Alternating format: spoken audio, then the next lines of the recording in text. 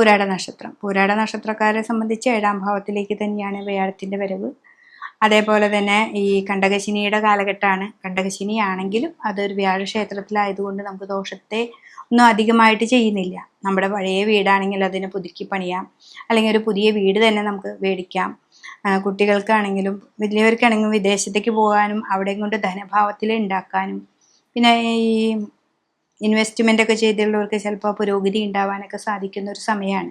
അത് മെയ് മാസം 14-ാം തീയതിയാണ് ഇതിനൊരു മാറ്റം വരിക. അപ്പോൾ എന്നാലും അതിൻ്റെ മുന്നോടിയായിട്ട് നമുക്ക് അതിൻ്റെ മാറ്റങ്ങളൊക്കെ നമുക്ക് നിൽക്കാനായിട്ട് പറ്റും. പിന്നെ അതേപോലെ 9ാം ഭാവത്തിലാണ് കേതു, 3ലാണ് രാഹു നിൽക്കുന്നത്. രാഹു എന്നുള്ള ഭാവത്തിന് 3ാം ഭാവം ഏറ്റവും നല്ലതാണ്. ശനിയുടെ ക്ഷേത്രമാണ്. മനസ്സിനെ അലട്ടുന്ന പല പ്രതിസന്ധി ഉണ്ടെങ്കിലും നിങ്ങൾക്ക് പുതിയ പുതിയ അറിവുകൾ ഉണ്ടാക്കി തരും.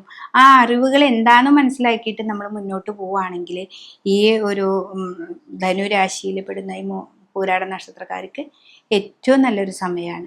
അപ്പം അവരെ സംബന്ധിച്ച് ഈ ഒരു വർഷം അവർക്ക് ഏറ്റവും നല്ല പോലെ സമ്പാദ്യശീലം ഉണ്ടാക്കാനും അതിലൂടെ നമുക്ക് വീട് എല്ലാ മറ്റുള്ള കാര്യങ്ങളൊക്കെ ഉണ്ടാക്കാനായിട്ട് നമുക്ക് സാധിക്കും.